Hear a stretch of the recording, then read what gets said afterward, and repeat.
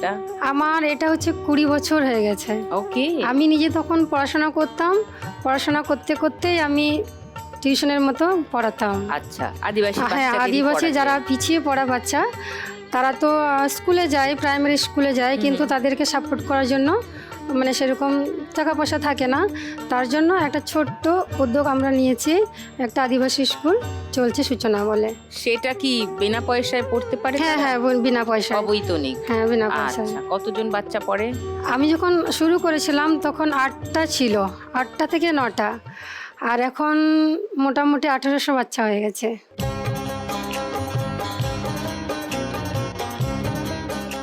1800? শুধু বীরভূম ডিস্ট্রিক্ট না, বীরভূম ডিস্ট্রিক্ট আছে, বাঁকুড়া আছে, পুরুলিয়া, মেদিনীপুর গ্রাম থেকেও নিয়েছি আমরা। বাহ, এটা ভালো, এটা খুবই ভালো উদ্যোগ। তোমরা এই যে পারফরমেন্সটা করো, চদর বাদন, এইটার মানে কি? আর চাদর বাঁধনি মানে হচ্ছে দিদি, চাদর বাদন, হ্যাঁ, মানে একটা যে ফ্রেমে আছে, মানে চাদর দিয়ে ঢাকা, ও হ্যাঁ, চাদর দিয়ে বেঁধে ওই যে যেটা পুতুলগুলোকে রাখা বাঁধা, হয়। আর একটা ফ্রেমে যখন ওই মেয়েরা আছে, বাঁধানি আছে, ওটাই একসঙ্গে লাইভে যেটা নাচ গান করি আমরা ছেলেরা, লাইভে যেটা হয় সেটাকে একটা ফ্রেমের মধ্যে ওটা তুলে ধরা হয়েছে। যেভাবে তোমরা লাইভ নাচ মেয়েরা হ্যাঁ, শাড়ি হ্যাঁ। বেঁধে হাত ধরে হ্যাঁ, হ্যাঁ, যেভাবে হ্যাঁ। করো, সেই রকমই তো সেটাকে পুতুলগুলোকে এটা- সাজানো হ্যাঁ, হয়। হ্যাঁ। ওকে।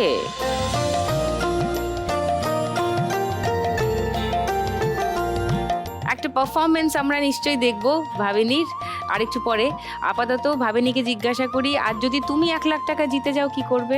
আমি এই চাদর বাঁধনিটাকে টিকিয়ে রাখতে চাই, হ্যাঁ, আর এই যে অনেক খরচা আছে এই ফ্রেমগুলো বানাতে, ও হ্যাঁ, তাহলে আমি অর্ডার দিয়ে এটাকে আমি আরো কিছু চাদর বাঁধনি এরকম বানাতে চাও, মানে আরো প্রচার করতে চাও, হ্যাঁ, প্রসার হ্যাঁ, করতে চাও, আরো যারা এই নিউ শিল্পে। জেনারেশন আসছে তাদেরকে আরো আমি জনপ্রিয়তা পেলে শেখাতে পরের চাই, প্রজন্ম। হ্যাঁ, তারপর আমাদের ইনস্ট্রুমেন্টগুলো আছে এগুলো আমি কিনতে চাই, ও। আর আমাদের ড্রেসের আছে, ড্রেসের ব্যাপার আছে, সেগুলো তো কিনতে তোমার চাই। এই দলেই তুমি খরচা করতে চাও। এইসো ফার্স্ট রাউন্ডটা খেলি।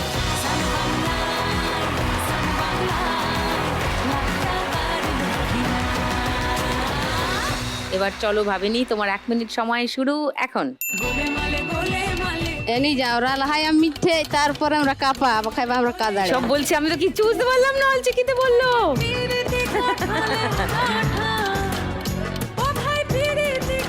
ᱢᱤᱫ ᱥᱚᱸᱜᱮ ᱛᱮ ᱨᱟᱠᱟᱵ ᱢᱮ, ᱨᱟᱠᱟᱵ ᱵᱟᱝ ᱦᱩᱭᱩᱜ ᱠᱟᱱ ᱛᱟᱢᱟ ᱯᱷᱮᱰ ᱧᱚᱜ ᱢᱮ, ᱚᱱᱮᱢ ᱥᱟᱵ ᱠᱟᱜ ᱡᱟᱦᱟᱸᱢ ᱯᱷᱮᱰ ᱠᱟᱜ। ঝটকা ঝটকা মারো, ঝটকা, ইয়েস, ভেরি গুড।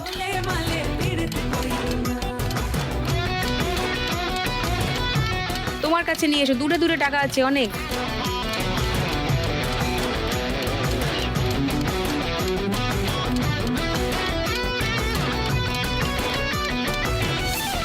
এবার দূরে চলে গেছে টাকাগুলো, কাছে আনো। রীতি জানো না, আরে করলে পীড়িত হয় বিপরীত। রাকাব মে রাকাব মে রকম মে রকম মে ঘটবে যন্ত্রণা। দেখছি, শুনলো না, আমিও বললাম রকম মে রকম মে। রকম মে মানে কি? তোলো তোলো তোলো।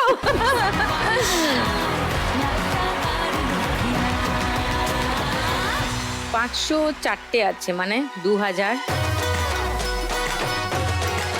4450, 4920।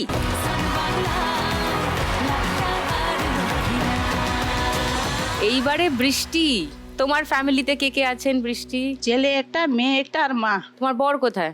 বর মারা গেছে।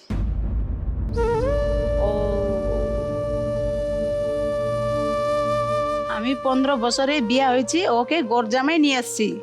আমাদের রাবা মধ্যে মহিলাকে, মেয়েদেরকে ইয়া যায় না, বরেরা এসে থাকে, হ্যাঁ।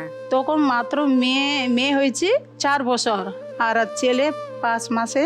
তখন আমার স্বামী অ্যাক্সিডেন্ট হয়ে মারা গেছে। অ্যাক্সিডেন্ট হয়?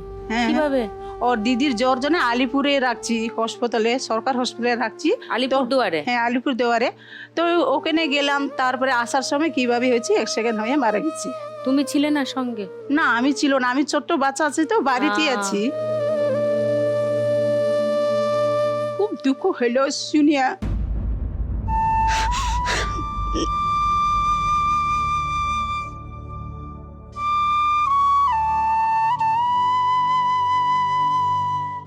2 মাস থেকে সেই কষ্ট হয়ে থাকছি। তারপরে কীভাবে করবো না করবো বাচ্চাকে, আর আমার মা দেখে আমি জঙ্গলে যাই মাছ মারি, সেটা এরকম করে ছেলে মেয়েকে বড় করছি।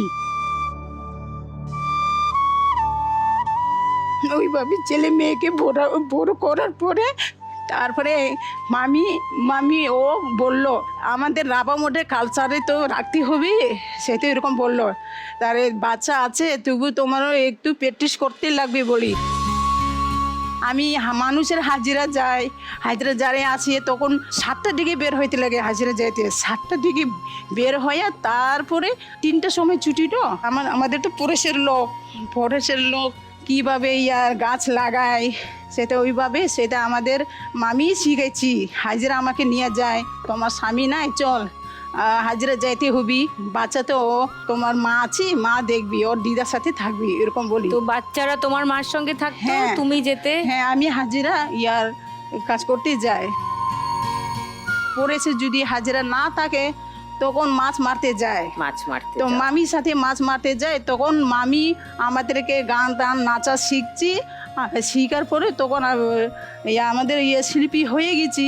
হওয়ার পরে তারপরে মামি আর একসাথে মাছ মারতে গেছি, তখন মামি তাও গন্ডার মারিয়ে পেলে দিচ্ছি।